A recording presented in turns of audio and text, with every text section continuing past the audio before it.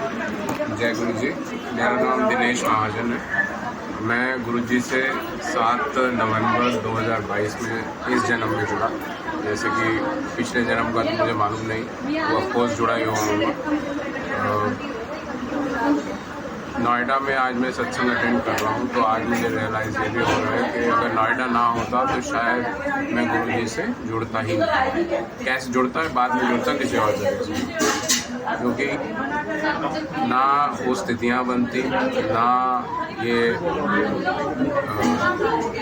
Situations और problems और challenges आते, और ना ही गुरुजी से मैं अपने अपनी इच्छा से जुड़ पाता।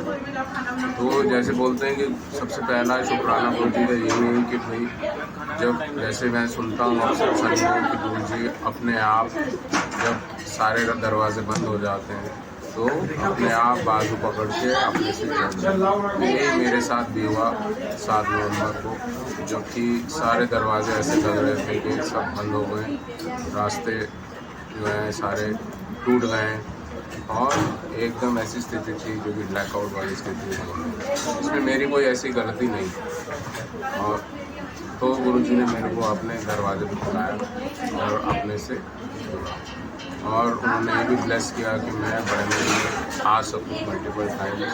वो उनकी जैसे मल्टीपल टाइम्स में जा पाया, और गिनती अब मैं भूल चुका हूँ कितनी बार उन्होंने अपने दर्शन देखे हैं। मेरे मन में फिर ये विचार आया कि वहाँ पे मैंने एक पोस्टर देखा कि सेवादार की लिए हम अप्लाई कर सकते हैं। और जब मैंने इंक्वायर किया तो मुझे पता लगा कि 1 साल से पहले अगर कोई मंदिर जब तक नहीं आ रहा है तो उससे पहले सेवा का मौका थोड़ा सा शायद देख के ही होता है। पर उसी दिन ऐसा ही हुआ, ये गुरुजी के आशीर्वाद था कि उसी दिन ही जो इंचार्ज थे उन्होंने मेरे को किसी और से मिलाया, उन्होंने मुझे किसी और से मिलाया, और उसी दिन मुझे विद इन नवंबर के बाद दिसंबर के अंदर ही मुझे सेवा का मौका मिला। और तब से अब तक जय गुरु जी, तब से अब तक गुरु जी ने मेरे को इस चीज़ से ब्लेस किया है कि मैं हफ्ते में 2 या 3 दिन के लिए सेवा दे पाता हूँ, बोल ले पाता हूँ। बाकी बहुत सारी स्थितियाँ ऐसी थी जो कि नॉर्मल अगर 6 महीने पहले की बात करूँ तो शायद मैं अपने आप को कॉम्प्रोमाइज़ करके अपनी इंटीग्रिटी, अपनी सेल्फ रिस्पेक्ट को कॉम्प्रोमाइज़ करके एडजस्ट कर लेता, लेकिन मैं एक्चुअली मेरी वो स्थिति ही नहीं रही थी। मैं एकदम डिप्रेशन टाइप सिचुएशन में आ गया था, कुछ समझ में नहीं आ रहा था क्या करूँ क्या ना करूँ, कुछ करने का मन नहीं करता था, एंजाइटी, बहुत सारी चीज़ें। और हाँ, इस टाइम पे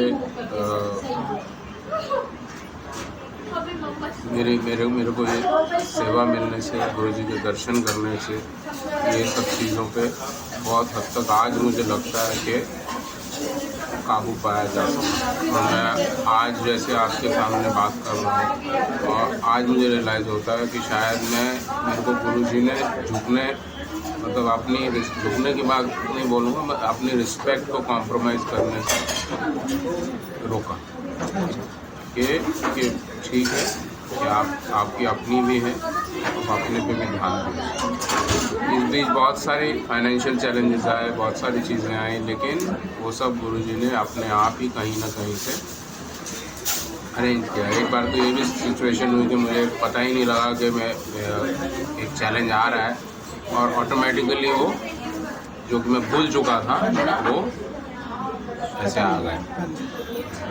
सो बहुत सारे चीज़ें हैं जो कि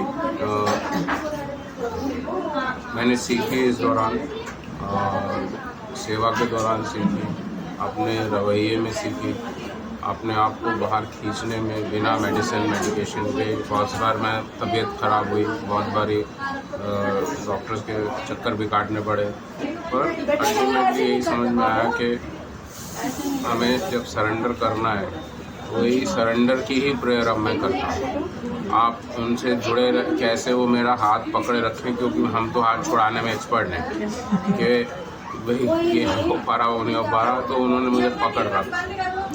और यही प्रेयर करता हूँ कि भाई मेरे को अपने चरणों में रखें।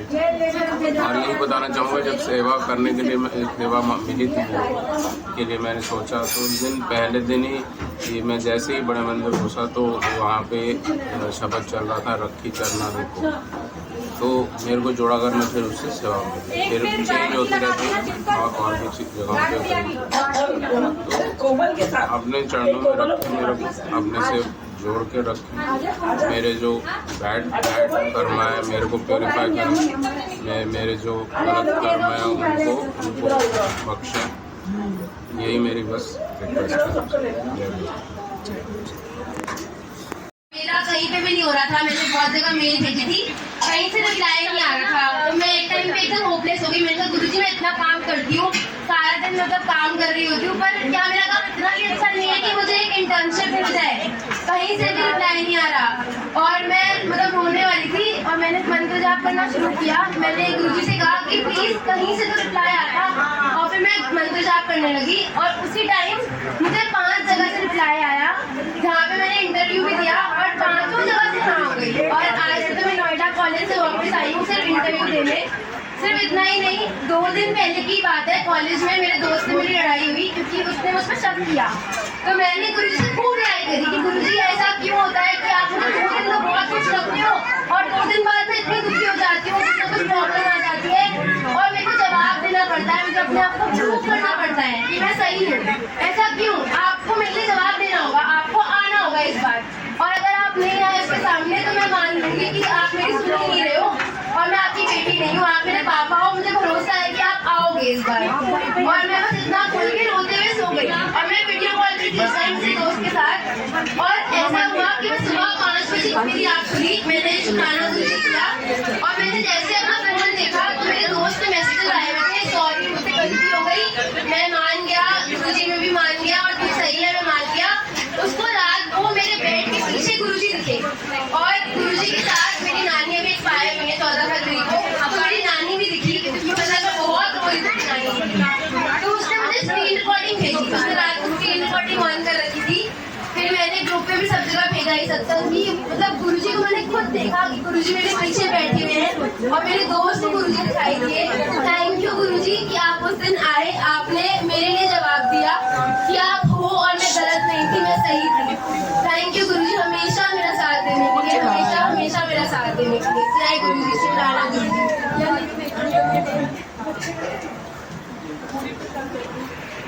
मेरे हस्बैंड और मेरा है जिनको गुरुजी ने लाइफ एक्सटेंशन दी हुई है। मेरे हस्बैंड को मुझे बहुत से मिलकर आए हैं वापस, लेकिन ये सत्संग बहुत लंबे होंगे, इसलिए मैं अभी रिसेंट का एक सत्संग बताऊंगी जो 4-5 दिन पहले ही मेरे साथ किया है।